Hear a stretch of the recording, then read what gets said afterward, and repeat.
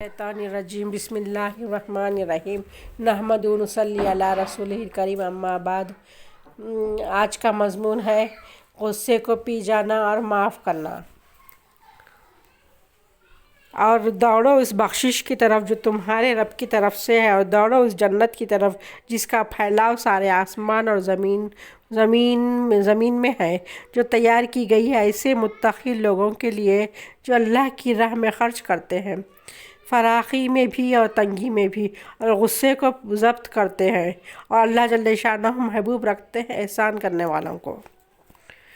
علماء نے لکھا ہے کہ بعض لوگوں نے بنی اسرائیل کی اس بات پر رشک کیا تھا کہ جو کوئی شخص ان میں سے گناہ معاف کرتا تو اس کے دروازے پر لکھا ہوا ہوتا اور اس کا کفارہ بھی یہ کہ فلاں کام اس گناہ کے کفارے میں کیا جائے، مثلا ناک کاٹ دی جائے، کان کاٹ دیا جائے وغیرہ وغیرہ۔ ان حضرات کو اس پر رشک تھا کہ کفارہ ادا کرنے سے اس گناہ کے زائل ہو جانے کا یقین تھا، اور گناہ کی اہمیت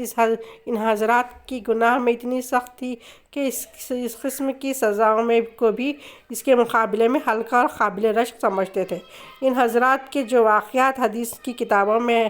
آتے ہیں وہ واقعی ایسے ہیں کہ بشریت سے کسی گناہ کی سرزد ہو جانے کے بعد اس کی حیت اور اہمیت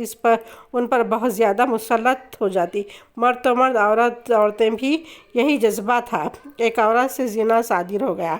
خود حضور صلی اللہ علیہ وسلم کی خدمت میں حاضر ہوئی اور خود اعتراف جرم کیا، اور گناہ سے پاک ہونے کے شوق میں اپنے آپ کو سنگسار ہونے کے لیے پیش کیا، اور سنگسار ہو گئی، کیونکہ اس لیے کہ گناہ کی حیت ان کے دل میں اس مرنے سے بہت زیادہ تھا۔ نماز پڑھتے ہوئے حضرت ابو طلحہ رضی اللہ تعالیٰ عنہ کے دل میں اپنے باغ کا خیال گزر گیا، اس کو اللہ کے راستے میں صدقہ کر کے چین پڑی، محض اس غیرت میں کہ نماز میں دنیا کی چیز کا خیال آ گیا، ایسی چیز جو نماز میں اپنی طرف متوجہ کر لے، اپنے پاس نہیں رکھنی۔ ایک اور انصاری کے ساتھ بھی اس قسم کا قصہ گزرا، جو کھجوریں شباب پر آ رہی تھی، نماز میں ان کا خیال آ گیا کہ کیسی پک رہی ہیں۔ حضرت عثمان رضی اللہ تعالیٰ عنہ کی خلافت کا زمانہ تھا، ان کی خدمت میں حاضر ہو کر باغ کا قصہ ذکر کر کے ان کے حوالے کر دیا، جس کو انہوں نے اپنے 50,000 میں فروخت کر کے اس کی قیمت دینی کاموں میں خرچ کر دی۔ حضرت ابوبکر صدیق رضی اللہ تعالیٰ عنہ نے ایک مشتبہ لقمہ ایک مرتبہ غلطی سے کھا لیا، بار بار پانی پی کر خے کی کہ وہ ناجائز لقمہ بدن کو جز نہ بن جائے۔ بہت سے واقعات ان حضرات کے اپنے رسالہ حکایات صحابہ رضی اللہ تعالیٰ عنہ اجمعین میں لکھا چکا ہوں۔